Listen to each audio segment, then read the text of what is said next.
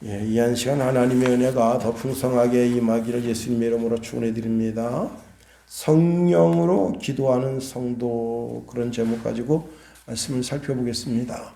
제가 서울에 살면서 천호동에 있는 내과에서 이제 혈압약을 타먹다가 그 선생님이 이제 더 이상 오지 마시고 가까운 동네에 거기서 내과를 찾아가시는 게 좋겠습니다. 그분이 이제 정형외과 전문의였는데 제 혈압약을, 내과잖아요, 약을 그렇게 제조해 주셨습니다. 그래서 제가 집에서 가장 가까운데 내과가 어디 있는가 봤더니 연세내과가 있었어요. 그래서 연세내과를 가게 됐는데 보니까 그분 그 프로필을 보니까 그분이 상당히 내과적으로 대한민국에 있는 내과에 거기서 이제 활동을 하시고, 그리고 이제 대한의학협회에서도 활동하시고, 참 많이 활동하시면서 보니까 이게 믿음이 가는 게 참 많더라고요. 제가 이제 혈압약을 짓는데 그 먼저 줬던 그 처방전을 보여줬더니 이 약은 한 5년 전에 사라지고 이제 이런 약은 거의 나오지 않습니다. 그러면서 새 약을 처방해주고, 그리고 이제 그 건강보험에서 이제 이렇게 건강검진 하잖아요. 그래서 그 병원에서 건강검진하고 그렇게 했던 때가 있었습니다. 누군가 내 건강을 책임지고 건강을 잘 돌봐주는 의사 한 명 정도가 있으면 그 사람은 참 행복한 사람입니다. 그래서 내 몸에 조금 이상만 있어도 그분이 내 주치의 같고, 그 동네 주치의를 하잖아요. 가서 그분한테 내가 요즘 건강 상태가 어떻다 하고 그분하고 상의할 수 있게 됩니다. 또 이제 여기 춘천에 와서 배드민턴 치다 보니까 법조인들을 많이 알게 됩니다. 그냥 제 주위에 그냥 법무사분들이 꽤 많아요. 그 변호사님도 계시고. 그래서 이제 게임하다가 중간에 쉬면서 이렇게 저렇게 법리적인 것을 묻습니다.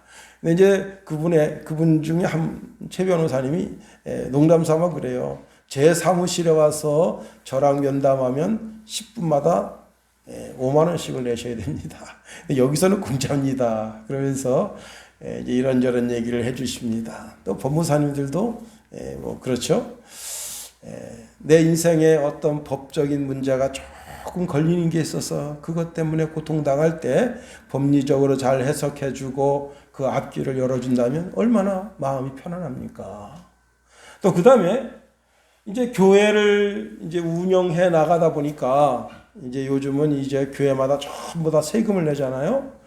그래서 제가 이제 춘천 세무서랑 이렇게 막 전화를 해서 이런저런 걸 물어보는데, 문제는 뭐냐면 제가 이제 노예 살림도 맡고 있다 보니까 수많은 목사님들한테 저한테 전화를 해서 이건 어떻게 해야 됩니까? 저건 어떻게 해야 됩니까? 물어보는 분들이 많습니다.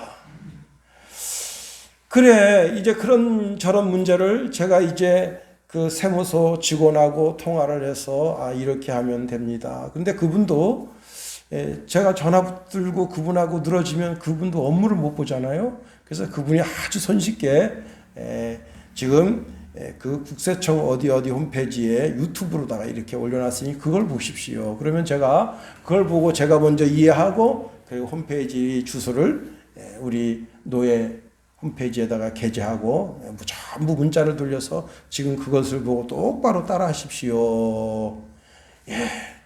인생 살면서요, 법리적인 문제나 의학적인 문제나 세금적인 문제나 이런저런 내 인생에 있어서 어떤 걸림돌 같은 되는 그런 문제를 해결해 줄 수 있는 사람이 있다면 그 사람은 참 행복한 사람이에요. 그런데 이런 인생의 모든 문제를 내가 기도하고 간구할 때 내 편에서 나를 변호해주고 도와주시는 분이 있는데 그분이 바로 성령님이십니다. 성령님은 나를 내 편에 서서 모든 문제를 내 편에 서서 내게 아주 유리하도록 그렇게 말씀해 주십니다. 때로는 심지어 아주 흉악한 죄를 짓고 고통당하면서 그 성령님께 내 문제를 내어놓을 때도 성령님은 그 문제를 아주 손쉽게 해결할 수 있는 길을 열어주십니다. 그리고는 그 죄악의 문제를 이제는 너가 그 문제를 끌어안고 책임지지 말고 주 예수께 내어 던져라. 수고하고 무거운 짐진 자들아 다 내게로 오라. 내가 너희를 쉬게 하리라. 그렇게 예수께서 말씀하지 아니하셨느냐. 너 마음의 짐을 예수께 내어 던져라. 음성을 주시면 그렇구나. 그래서 내 죄악을 예수께 내어 던집니다. 그러면 그는 미쁘시고 의로사 우리의 모든 죄악을 다 깨끗하게 정결하게 성결하게 해주십니다. 콜링 우드라고 하는 분은 역사는 죽은 과거가 아니라 현재 속에 살아있는 과거다 그런 말을 합니다. 다시 말하면 과거에 어떤 죄를 졌으면 그 죄를 반드시 해결하고 넘어가야 된다는 거예요. 사람과 사람 사이에 과거에 내가 지은 죄가 있으면 그 죄를 반드시 해결하고 넘어가야 되는 거예요. 뿐만 아니라 나라와 나라 사이의 죄악도 반드시 해결하고 넘어가야 되는 겁니다. 독일이 유태인을 600만 명을 죽였습니다. 가스실에 보내서. 그 비누가 아직도 존재하고 있고요. 그 해골이 아직까지 존재하고 있고 그 나치의 아주 잔인함이 지금도 생생하게 증언들로 우리 심령 가운데 들려집니다. 그러는 가운데 1970년도 12월 7일 날 폴란드의 수도 바르샤바 국립묘지에 서독의 총리였던 빌리 브란트가 그 국립묘지를 찾아가서 세계 2차 대전 나치에 의해서 희생된 유대인들의 유령탑 앞에서 30분 이상 무릎 꿇고 참회했습니다. 수많은 기자들이 연신 셔터를 눌러댑니다. 그리고 그 장면이 동시에 CNN으로 전 세계에 퍼지고 있습니다. 독일이라고 하는 최강국의 총리가 그 유령탑 앞에서 무릎 꿇고 그 무릎을 펴지 않습니다. 빌리 브란트의 진심 어린 사과와 참회를 보고 독일에게 반감을 가지고 있었던 유대인들이 그 마음을 풀었습니다. 유대인들이 얼마나 무서운 사람들인가 하면요. 이제 애들이 가지고 노는 이만한 장난감이 있는데 그 장난감 중에 단 하나의 부품이라도 재민이 딱 붙었으면 그 장난감 전체를 안 쏴버려요. 독일이 최강의 자동차를 만들어서 그 자동차를 전 세계에 수출하고 그렇게 하는데도 그 유대인들은 단 하나의 차도 사지 않습니다. 그리고 그 큰 자동차, 자기가 타고 다닌 자동차에 만일 재민이 제품이 붙어 있으면 그 자동차를 파괴합니다. 그렇게 독일을 증오하고 미워했습니다. 그런데 그날 이후에 유대인들이 그 응어리진 마음을 풀었습니다. 여러분, 유대인이 인정하면 전 세계가 인정한 것과 같은 거예요. 그래서 기자들이 뭐라고 했느냐? 무릎을 꿇은 것은 한 사람이지만 일어서는 것은 독일 전체다. 그때부터 독일이 막 일어서기 시작한 거예요.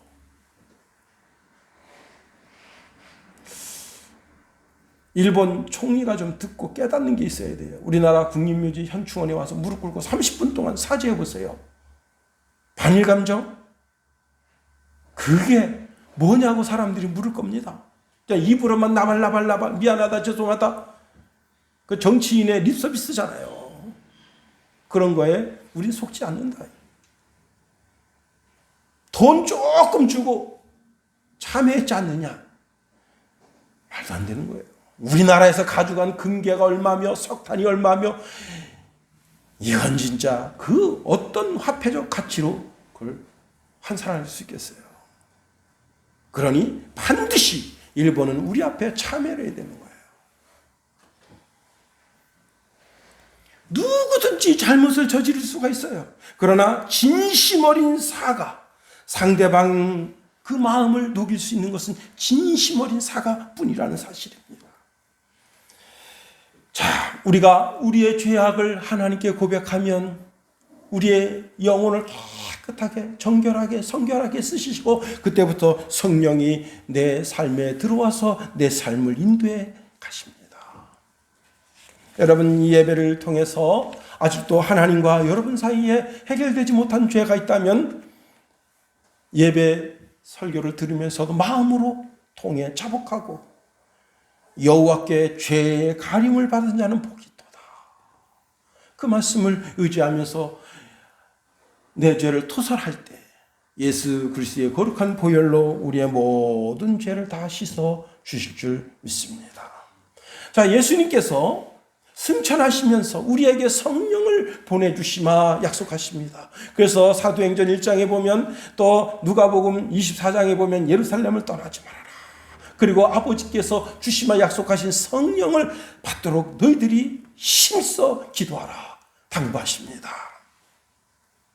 그러면 성령이 오셔서 어떤 일을 하시느냐 하는 거예요. 성령이 내 속에 오셔서 어떤 일을 하시느냐.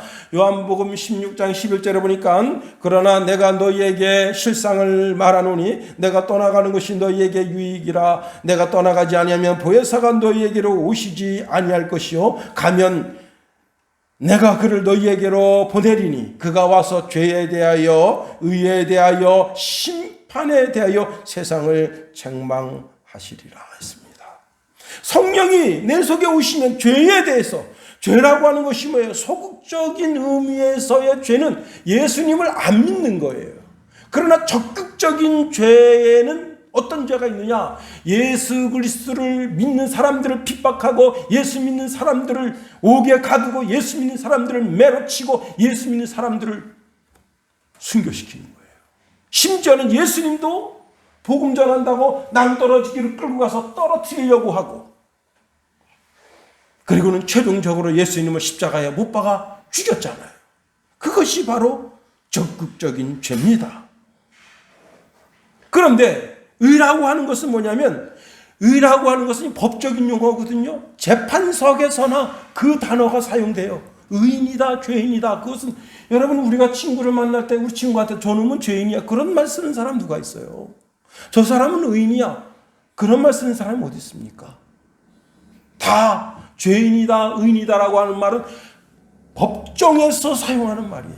법정에서 판사가 저 사람은 죄가 없습니다 하고 그 사람을 판결해 주는 거예요.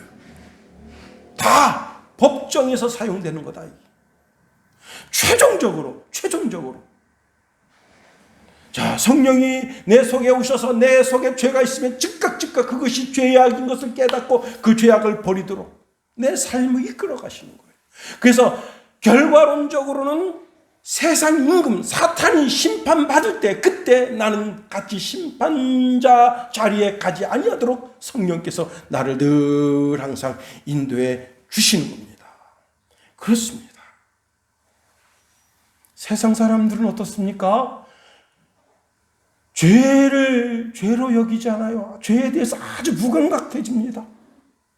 제가 어제 아침 일어나서, 아침에 일어나자마자 이제 세상 어떻게 돌아가나 유튜브를 보거든요.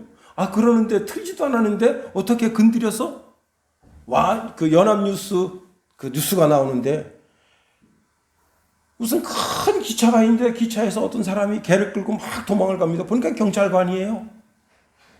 마약 단속반이 그 기차를 세우고, 어마어마하게 긴 기차인데 그 기차를 세우고 마약 검사를 하러 가는데, 마약을 나르던 2명이 경찰관 가서 빵 해서 그 자리에서 즉사했어요. 그리고 다른 경찰관 1명이 부상을 입었는데, 다행히 거기에 한 160명 정도 승객이 있었는데 그들은 다치지 않았다고 합니다. 근데 뭘 지키려고 그랬느냐? 거기 마리화나가 있었어요. 마리화나가 한 30km 정도가 있었는데, 참 마리화나는 어떤 주에서는 그것은 마약이 되지 않는 주가 있어요. 그리고 마리화나는 그렇게 큰 죄가 되지가 않아요. 실제 마약이 큰 죄가 되지. 그런데 그까지 마리화나 30km 지키려고 사람을 죽였습니다. 이제 어떻게 되겠어요? 아니 그거 2, 3년 들어가서 살고 나오는 게 낫지. 사람 죽인 살인자가 돼서 그 자리에서 간 사람은 죽고 한 사람은 붙잡혔습니다. 이제 그 동네 어떻게 되겠어요? 쑥밭되는 거 아니에요. 경찰이 자기 경찰관 한 명 죽었는데 가만히 있겠습니까? 그 동네 이잡듯이 짓고 이제 그 동네는 이제 끝난 거예요. 왜 그런 어리석은 짓을 하냐. 죄 지었으면 미안합니다. 죄송합니다. 먹고 살 일이 없어서 코로나라 핑계도 좋잖아요. 응? 코로나라 먹고 살 게 없어서 이거 좀 길러서 좀 팔려고 했는데 이렇게 됐네요. 죄송합니다. 2, 3년 살고 나오면 다시 또 마리아나 또 길러서 다른 길도 팔든가. 예? 참 그거 별것도 아닌 죄 때문에 사람 죽인 살인자 되고 자기 동네 쑥밭 되고 그 자녀들은 어떻게 할 것이며 그 부모들은 어떻게 할 것이며 참 마약이 문제가 아니라 그 마약 때문에 사람 죽인 죄, 이 더 큰 죄 아닙니까? 다시 말하면 여러분 성령으로 인도함 받지 아니하면 다 이 세상 사람들은 자기 속에 있는 그 욕심을 마귀가 끌고 가는 거예요. 다시 말하면 마귀의 인도함을 받는 거예요. 마귀의 목적은 뭐라고요? 우리를 유혹하고 죽이고 멸망시키는 게 마귀의 목적이에요. 3대 목적. 우리의 속에 있는 욕심을 가지고 욕심을 막 부추겨서 욕심은 나쁜 것이 아닙니다. 그런데 욕심이 성령에 사로잡히면 의욕이 되고 이 욕심이 마귀에게 사로잡히면 그게 죄로 나타나는 거예요. 그러니 여러분 늘 성령에 사로잡히게 되기를 예수님의 이름으로 축원해 드립니다. 사도 바울은 갈라디아서 5장 16절에 보니까 성령으로 행동하라 우리에게 명령하고 있습니다. 성령을 따라 행동하라. 그리하면 육체의 욕심을 이루지 아니하리라. 성령으로 살면 하나님도 기뻐하시고 우리의 삶에 하나님의 축복이 차곡차곡 쌓이게 되는 겁니다. 자, 오늘 본문은 유다라고 하는 분이 쓴 유다서인데 너무 짧아요. 딱 한 장이에요. 그런데 이 유다라고 하는 분이 보통 분이 아닙니다. 이 유다라고 하는 분은요, 예수님의 젖동생 유다예요. 그러니까 성경에도 보면 예수님의 젖동생이 이제 다른 야고보서를 쓴 분이 예수님의 젖동생이고 오늘 유다서를 쓴 분이 예수님의 젖동생이에요. 예수님은 우리가 성경에서 아는 바대로 가브리엘 천사가 이제 마리아에게 나타나서 네가 잉태할 텐데 그것은 지극히 거룩하신 성령이 너를 덧입어서 그래서 잉태하게 될 것이다. 그래서 마리아의 태를 빌려서 예수님이 이 땅에 오시게 됩니다. 그런데 그 다음 마리아를 통해서 태어난 예수님의 모든 동생들, 여자 동생, 남자 동생 다 할 것 없이 요셉과 결혼해서 낳은 자녀들이에요. 그 집에 자녀들이 꽤 많습니다.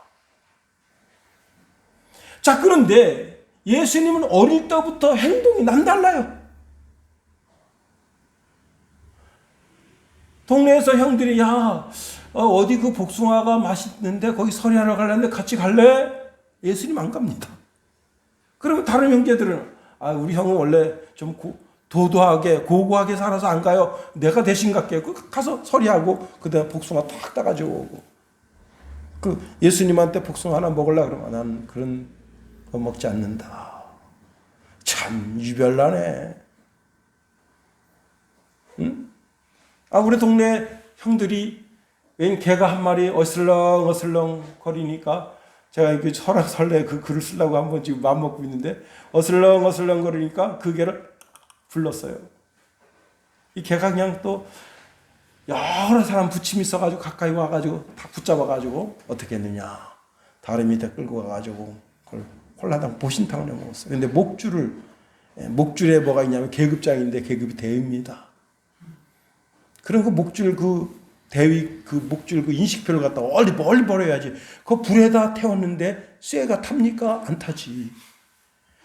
그래서 군인들이 대위님이 우리 다리 넘어 도망가셨는데 찾고 찾다가 하도 의심스러워서 다리 밑에 가보니까 거기 인식표가 있어요. 그래서 동네 어른한테 물었어요. 그때 요 밑에서 이렇게 개고기 잡아먹던 놈들 누굽니까? 그랬더니 동네 어른들이 그거 누군데? 동네 난리 났습니다. 여러분, 육군 대위를 잡아먹은 거야. 육군 대위를. 응? 참. 근데 예수님 그런 죄악에 가감하잖아요.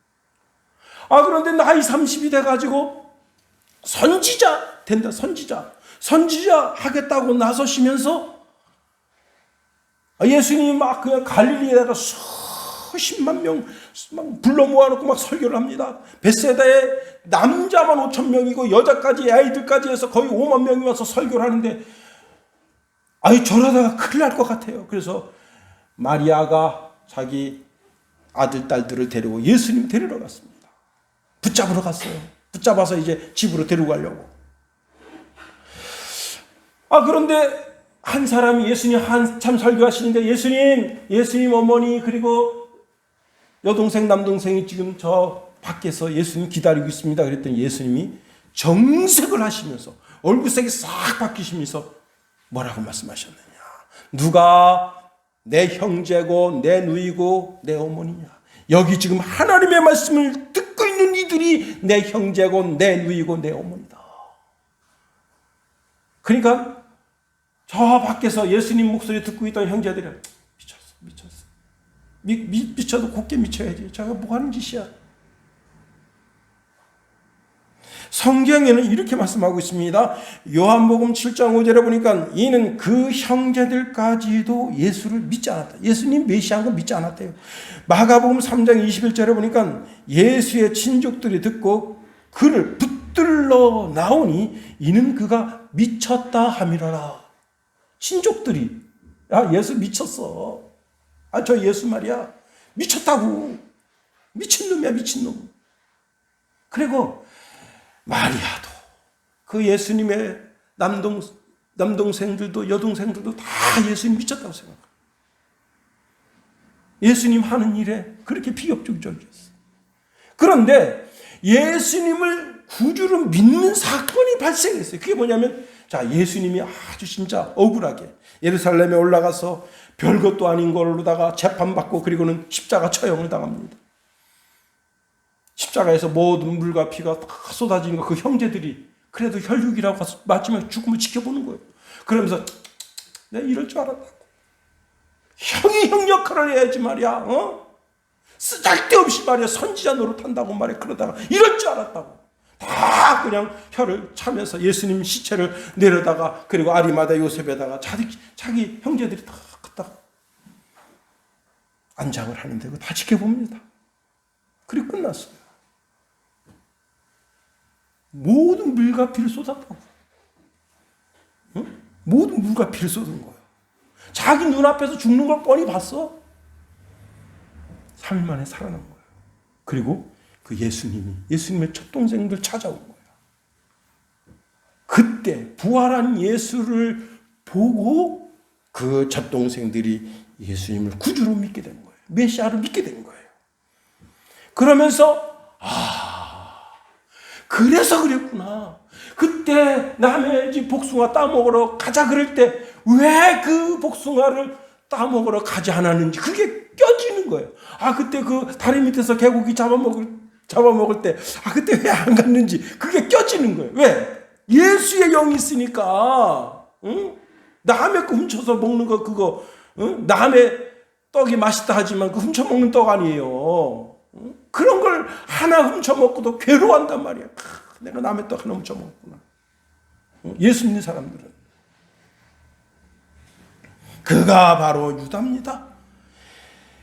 그렇게 해서 신앙생활을 하는 거예요. 그런데 오늘 본문에 이렇게 말씀합니다. 20절 한번 우리 읽어봅니다. 20절 시작. 사랑하는 자들아 너희는 지극히 거룩한 믿음 위에 자신을 세우며 성령으로 기도하며 먼저 여기 본문에 말씀해 보니까 거룩한 믿음 위에 자신을 세우라 그랬어요. 여기 믿음이 뭐예요? 예수님을 메시아로 믿는 바로 그 믿음이란 말이에요. 예수님을 메시아로, 예수님을 하나님의 아들로, 예수님을 하나님 자신으로 믿는 그 믿음 위에 너를 세워라.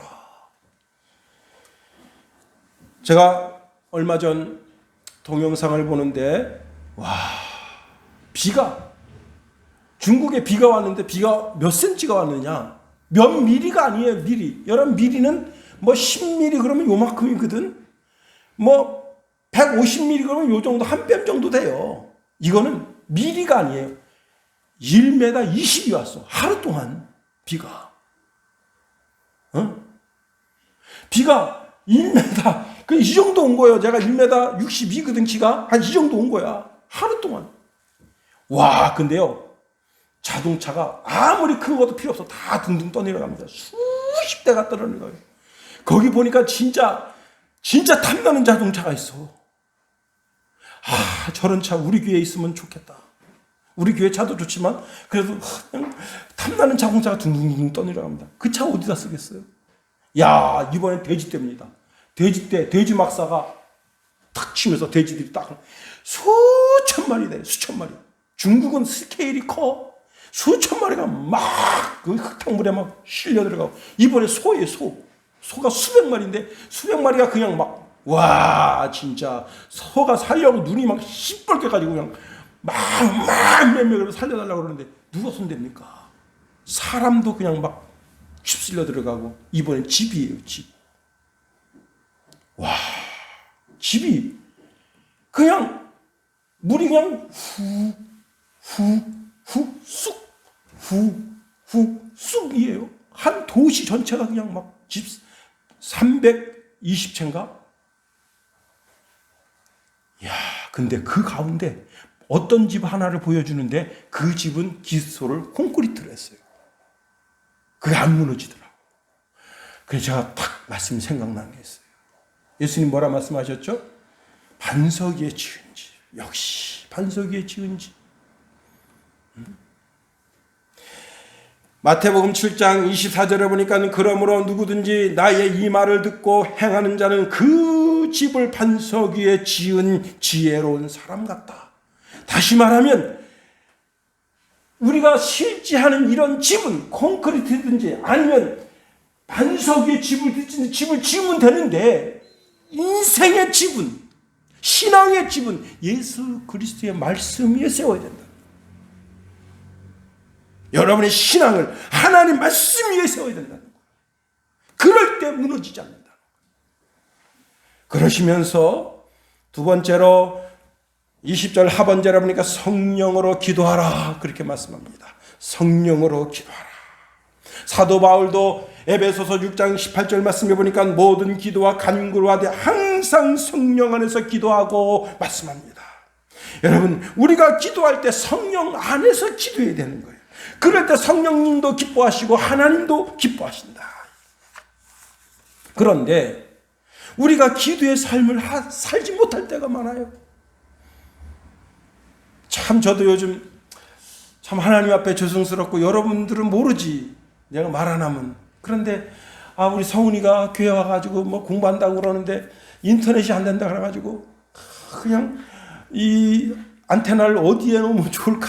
여기도 갖다 놔보고 여기도 갖다 놔보고, 뭐 얘만 그런 거 아니에요. 저쪽에도 갖다 놔보고 다 최상의 상태가 여기야. 그래가지고 다 그 이제 IP 주소를 조작을 해야 돼요. 그 전문적인 기술이 있어야 된다고. 그냥 그 전파를 잡는 게 아니야. 그 다 잡아가지고 딱 놓는데 새벽에는 잘 돼. 자, 기도 안 하고 그거 하고 있어. 우리 김선혜 사모님 열심히 기도하는데 우리 아들이 낮에 와서 공부할 텐데 IP 주소를 잘 잡아서 끊김없이 뭘 하든지 공부를 하든지 뭘 하든지 잘해야 될 텐데. 참 부끄럽죠. 죄송스럽죠. 기도는 쬐끔하고, 하나님 어제 기도와 오늘 기도가 동일합니다. 그리고는 IP 주소 잡냐고. 참 여러분, 기도를 영적인 호흡이라 한다. 여러분, 호흡은요, 어떤 사람이든지 4분 이상 호흡을 멈추면 죽어요. 우리가 말씀을 영의 양식이라 한다. 이 양식은 40일 정도 안 먹어도 살 수 있어. 40일 정도 되면 먹어야 돼. 미음을 먹든지 뭘 먹든지. 그러나 기도가 영적인 호흡인데 여러분 우리가 기도를 멈추면 우리 영이 죽는 거예요. 그래서 내가 기도가 멈춰질 때 성령이 말할 수 없는 탄식으로 나를 위해서 기도해 주시는 거예요. 죽지 않도록. 내 쪽에서 영적인 삶이 있어야 되는데 성령 쪽에서 나를 살려주려고 나를 위해서 기도하는 거예요. 여러분 인공호흡 알지? 인공호흡. 제가 응병이었단 말이에요. 그래서 제가 2등병이었을 때 한 병사가 이 음식물이 여기 탁 기도에 와서 탁 걸려서 죽어가는 거예요. 와, 내 앞에서 사람 죽어가는데요. 이야, 참. 이 눈동자가 확 커져요. 이게. 이렇게 커지면서 이 눈동자가 싹 빨개집니다. 그 눈동자 보면 되게 무서워요. 그리고 전신이 빨개집니다. 왜? 산소 공급이 안 되니까. 근데 중대장이 뭘 할 수 있나요? 소대장이 그 다음에 거기 저는 이제 막 간지 얼마 안 된 2등병인데 제 위에 일병 응병이 있었는데 이 사람은 어떤 사람인가 하면 동대문에 가면 그 응병 교육시켜주는 사주 교육시켜주는 훈련기관이 있어요. 거기서 훈련받고 온 사람인데 완전히 날라리에 날라. 아무것도 몰라. 그 사람이 주사를 놓을까요? 주사를 놓을까요? 약을 줄까요? 약을 줄까요? 이야. 그 제가 그 옆에서 지켜보고 있는데 아무도 난 왜 이등병 저놈이 뭘 하겠어? 이렇게 생각하는 거예요. 근데 내가 좀 비켜주시면 안 되겠습니까? 네가 뭘 할 줄 아냐? 그래도 제가 물리치료도 전공한 데다가 국군 군의학교 출신입니다. 그랬더니 그래 네가 뭘 할 수 있으면 해봐라. 제가 그래서 일단 기도 확보해야 됩니다. 그래서 배를 꽉 눌렀어요. 와, 그랬더니 저녁을 얼마나 많이 먹었던지 저녁 먹은 게 다 토해진 거예요. 그 다음에 인공을 한 거예요. 입을 딱, 이 안에 있는 거 그 음식물을 딱 제거한 다음에 코를 딱 들어가고 다시 또 심장 마사지를 심장을 팍팍팍팍 심장을 팍팍팍 그랬더니 칵칵칵칵 살아나는 거예요. 주위에 둘러있던 초병들이 박수를 막 치더라고요. 이름이 박찬호예요. 박찬호. 여러분 박찬호 이 선수 있잖아. 이름이 똑같아. 강화도에 사는데. 잘 들으세요. 여러분이 기도하지 않으면 성령 쪽에서 여러분을 살리려고 인공호흡해 주는 거야. 계속해서. 근데 그게 쉬워요? 쉽지 않아요? 쉽지 않지. 근데 좋은 게 있어. 뭐냐면 내가 기도하면 되는 거예요. 무시로. 성령 안에서 기도하면 되는 거예요. 그럼 내 영이 사는 거예요. 그러면 왜 성령께서는 우리더러 기도하라 하시느냐? 우리가 기도하는 것을 하나님이 좋아하시고 우리가 하나님께 기도하면 하나님은 응답해 주기를 원하시고 여러분 기도는 허공에 외치는 메아리가 아닙니다.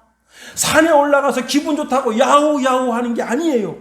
우리가 하나님 앞에 기도하면 그 기도는 하늘나라에 있는 보물창고에 있는 보물을 하나씩 내 삶에 끌어다 쓰는 축복이 되는 거예요.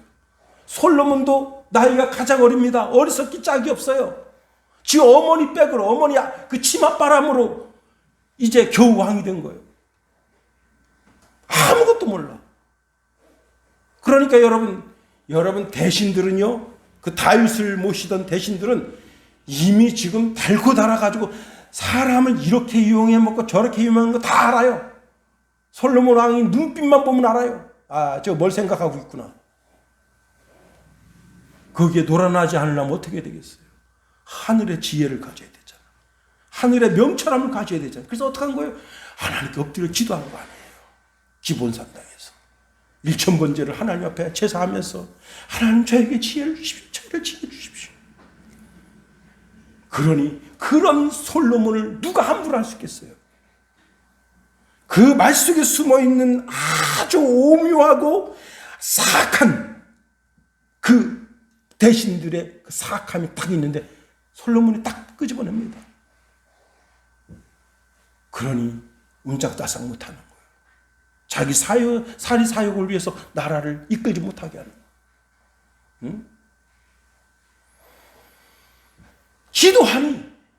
기도하면 그거 비밀한 일을 보여주시겠다고 약속하시잖아요.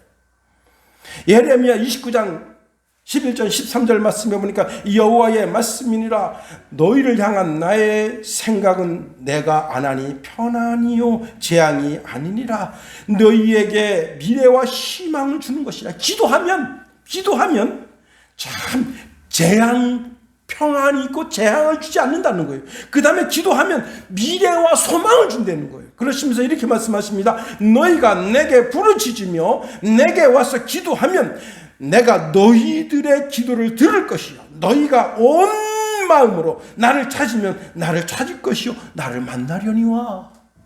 하나님 기도할 때 만나준다. 시편 50편 15절에도 보니까 환난 날에 나를 부르라 내가 너를 건지리니. 건지는 정도가 아니라 내가 너를 영화롭게 한다는 거예요. 영화롭게. 약속 있는 말씀.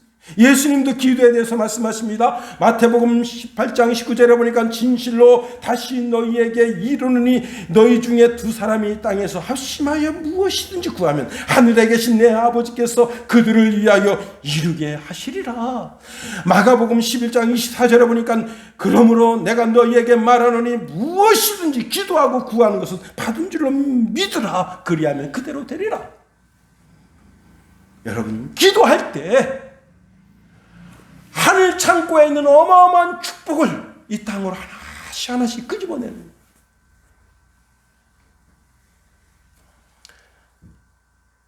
1년에 찾아가지 않는 보험금이 2조가 된대요. 2조. 예. 현재까지 찾아가지 않아서 쌓여져 있는 보험금이 12조 6,653억 원이래요. 이 4월 기준.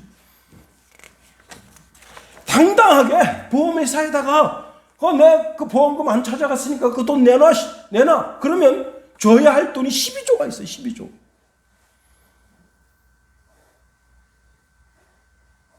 무슨 말입니까? 오늘 이 땅에 수많은 기독교인들이 그리스도인들이 하나님 앞에 기도하면 당당히 받을 어마어마한 축복과 은혜와 은총이 하나님에 쌓여 있는데 기도를 하지 않으니까 안 주는 거예요. 우리 김성훈이는 몸으로 때우는 스타일이에요. 웬만하면 달란 말 안 해. 참 우리 김성찬이는 조금만 부족해 보세요. 아빠 돈 없는데요? 그래 알았다. 10만 원 더 주자. 우리 김성훈이는 그냥 없으면 없는 대로 있으면 있는 대로. 여러분 기도가 그렇게 중요한 거예요. 하늘 창고에 있는 축복들을 하나씩 끄집어내는 것이 바로 기도입니다. 한국교회가 잃어버린 것들이 많습니다. 주의를 잃어버렸어요. 하나님께 대한 예배를 잃어버렸습니다. 그런데 가장 큰 걸 잃어버렸는데 그것이 무엇인가 하면 기도를 잃어버렸어요. 목사도 기도를 잃었습니다. 장로도 권사도 기도를 잃어버렸어요. 기도를 잃어버렸어요. 여러분 누가 자기 금반지 하나 잃어버려 보세요. 찾고 또 찾고. 누가 자기 누이비통 가방 하나 잃어버려 보세요. 자꾸 또 찾잖아요. 제가 집에서 쓰는 면도기 그 스프링이 자꾸 탁탁 튕기는데 새벽에 면도하고 어떻게 하다가 그게 탁 튕겼어. 새벽 예배 늦을 것 같아서 하나님 앞에 기도했어. 하나님, 이 스프링 튕겼는데 하나님 찾게 해주세요. 그러나 지금은 새벽 예배에 가야 될 시간이니 찾지 않고 그냥 갔다 와서 날 밝은 다음에 제가 찾겠습니다. 그리고 이제 새벽 예배 갔다 왔어. 그리고 그걸 잊어버린 거예요. 면도기. 그 이튿날 아주 우연히 베개를 딱 들추려고 그러는데 거기에 뭐 시커먼 게 있어. 가보니까 스프링이에요. 그래서 그걸 껴놔서 지금 정상적으로 작동되고 있는 거예요. 근데 그 면도기가 곧 망가질 것 같아. 그래서 지금 하나를 사야 되지 않을까. 여러분 기도를 잃어버렸어. 대한민국 강산 여러분 60년대 70년대 80년대 산골짜기 골짜기마다 기도원이 있었어. 다 문 닫았어. 기도하는 백성은 망하지 않는다 했는데 기도하지 않는 백성이 됐으니 망하는 길로 가는 거예요. 경제적으로 풍하면 뭐 하겠어? 돈이 많으면 뭐 하겠어? 쌀이 남아 돌아서 쇠고기가 남아 들어가고 돼지고기가 남아 들어가고 수많은 그냥 수족관에 물고기들이 바닷고기들이 남아 돌아가고 그렇게 남아 들어간들 뭐 하겠어? 기도를 잃어버린 백성이 됩니다.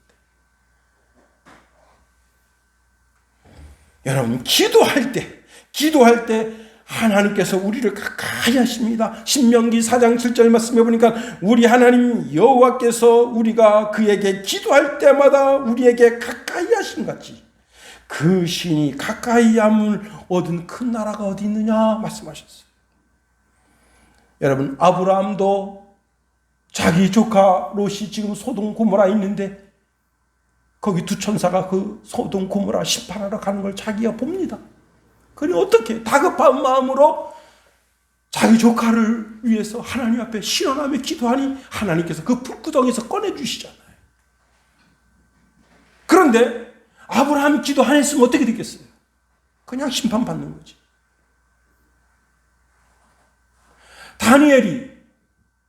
다니엘이 사자굴에 들어가게 생겼습니다. 근데 다니엘은 하나님 앞에 작심하고 날마다 예루살렘 향하여 엎드려 기도하고 간구합니다. 그러니 하나님 그 사자 입을 틀어 막아 주시는 거죠. 기도하지 않고 그냥 매일 술이나 먹고 그냥 딩가딩가 하는 그런 다니엘이었다면 하나님이 그래 너는 사자밥이 되는 것이 낫겠다 하고 사자의 점심거리를 주는 거죠. 다니엘과 세 친구가 뜻을 정하고 하나님 앞에 작정하고 기도할 때 불구덩이에 들어가게 되는데 불구덩이에서도 살려주시잖아요. 바울과 실라가 복음 증거하다가 빌립보 교도소에 갇혔습니다. 그날 밤 하나님 앞에 울부짖으며 기도하니 하나님께서 옥터가 움직이게 하고 옥문이 열리게 하고 그들을 거기서 꺼내주시고 간수가 예수 믿게 하고 그리고 그로 인해서 빌립보 교회가 세워지게 하시잖아요. 기도할 때 역사가 나타나는 거예요. 기도할 때. 그렇습니다. 그런데 기도하다가 기도가 응답이 안 될 때가 있어. 그럼 그때 기도를 멈추면 안 되는 거예요. 더 응답될 때까지 기도해야지. 응답될 때까지. 여러분 웨스턴 처칠이 침몰하고 있는 영국을 구했습니다.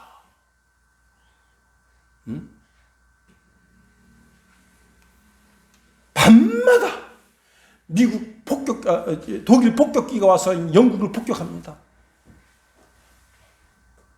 불빛 있는데 그냥 갖다 사정없이 폭탄을. 그렇게 해서 세계 2차 대전 어렵게 승리로 이끌었어요. 그가 모교에 가서 연설하게 됐습니다. 학교장이 말합니다. 여러분 다 노트를 꺼내세요. 펜을 드세요. 우리 모교 출신 수상께서 오늘 오셔서 큰 교훈의 말씀 주실 텐데 여러분 잘 적고 인생의 큰 기념비가 되는 그런 말씀으로 늘 그렇게 묵상하면서 사세요. 그런데 윈스턴 처칠이 강단에 섰습니다. 딱 세 마디 했어요. 절대 포기하지 마세요. 절대 포기하지 마세요. 절대 포기하지 마세요. 그리고 내려간 거예요. 여러분, 전쟁을 이끄는 것도 하나님께 대한 기도가 다 상달되어져서 하나님 앞에 응답될 때까지 절대 포기하지 않는 역사. 그렇습니다. 여러분, 성령 안에서 기도하는 사람은 그 기도가 응답될 때까지 성령 안에서 기도하게 되는 거예요. 예수님도 기도의 삶을 사셨어요. 전도가 얼마나 중요합니까? 전도는 죽어가는 영혼을 살리는 아주 정말 중체다한 그런 일이에요. 내가 복음 안 전하면 그 사람 못 살아요. 그렇게 중요한 일이 복음 전하는 일이에요. 그런데도 주님은 전도하러 가기 전에 먼저 기도하셨다. 그래요. 기도가 그렇게 중요한 거예요. 이제 말씀을 마칩니다. 말씀 위에 내 신앙을 잘 세우고 그 신앙의 집이 멋지게 세워지게 되는 것은 성령 안에서 기도하는 것이에요. 여러분의 신앙의 집을 기도하면서 멋지게 세워나가는 이 시대의 멋진 그리스도인들이 다 될 수 있기를 예수 그리스도의 이름으로 축원해 드립니다. 기도하겠어요. 하나님 감사합니다. 하나님 우리를 붙드시며 인도하여 주시옵소서. 성령 안에서 우리를 주장해 주시고 성령 안에서 예배하게 도와주시고 찬송하게 도와주시고 그 무엇보다도 성령 안에서 기도하는 삶을 날마다 살아갈 수 있도록 우리를 지키시며 주장하시며 인도하소서. 예수님 이름으로 감사하며 기도합니다. 아멘.